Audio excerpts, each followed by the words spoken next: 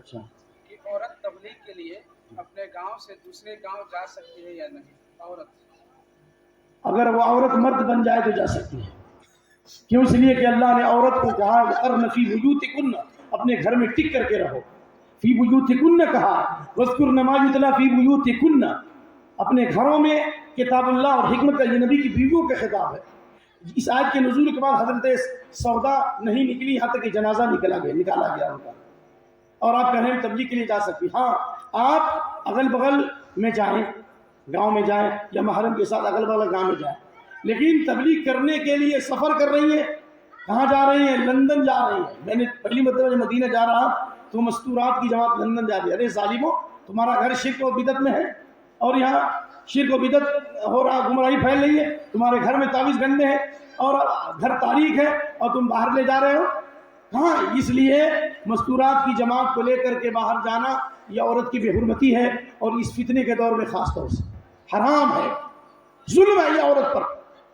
تو جماعت میں چلے جا رہا ہے لندن جاپان اور مسجد میں نہیں آنے دیتا، سمجھتا ہے کہ فتنہ ہوگا ظالم. یہ کیا ہے؟ تم اپنی انجمن میں جس کو چاہو بے وفا کہہ دو، تمہاری انجمن ہے، تم کو جھوٹا کون سمجھے گا؟ عورت شاپنگ سینٹر جا سکتی ہے، کلبوں میں جا سکتی ہے، نیتا لیڈر بن سکتی ہے، لیکن مسجد میں عورت نہیں آئے گی. جبکہ اللہ کے نبی نے فرمایا وَلْيَخْرُجْنَ وَهُنَّ طَفِلَاتٌ، بغیر خوشبو لگائے ہوئے سادہ لباس میں آئے گی. تو خلاصہ یہ ہے میرے عزیز میرے دوست، عورتوں کی جماعت کو نکالنا باہر یہ سری بدعت ہے. اگر ہے تو کسی نے کسی کے ماں نے دودھ پلایا ہے. میں وہی کہتا ہوں کہ امام احمد بن حنبل نے کہا تھا کہ کوئی قرآن کی آیت لاؤ یا حدیث لاؤ. قرآن نے تو گھر میں ٹک رہو. اور امام ابن تیمیہ نے کہا کہ کسی کو نوح علیہ السلام کی عمر آ جائے، کیا آ جائے؟ نوح علیہ السلام کی عمر 9,500 سال، تو بھی وہ نیت کی حدیث نہیں لا سکتا.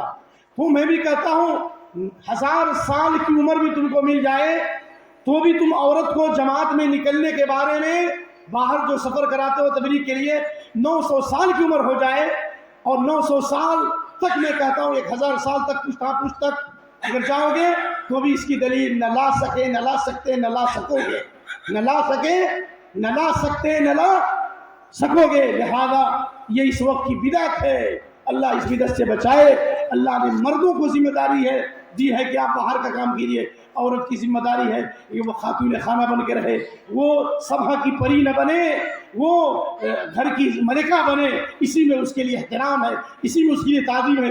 نبی کی بیوی امت کے لیے ماں ہے، وہ نکل کے نہیں گئی. حضرت عائشہ رضی اللہ عنہ گھر میں تبلیغ کرتی تھی اور 1300 صحابہ اور دیگر صحابیات علم حاصل کرتی تھی. انہوں نے تبلیغ کے لیے سفر نہیں کیا، تو آج کیسے سفر ہوگا؟ یہ شریعت کے اندر تحریف ہے. خود تو بدلتے نہیں، قرآن کو بدل دیتی ہیں. کس طرح ہوئے فقیہان حرم میں توفیق، خود تو بدلتے نہیں، قرآن کو بدل دیتے ہیں. اگر یہ ریکارڈنگ نہیں ہوتی تو اتنی سخمات میں نہیں کہتا، اس لیے کہ میرا دل چل گیا ان لوگوں سے. یہ ظلم کرتے ہیں، عورتوں کو مسجد میں نہیں آنے دیتے، اور یہ کلبوں میں پارکوں میں گھماتے ہیں اور الیکشن میں کھڑا کرتے ہیں، تبلیغ میں لے جاتے ہیں، لیکن مسجد میں آنے میں سارا شیطان آ جاتا ہے. شیطان دل میں بیٹھا ہوا ہے. شیطان کہاں بیٹھا ہوا ہے بھائی؟ دل میں بیٹھا ہوا ہے. حق وہ ہے جو سر چڑھ کر بولے.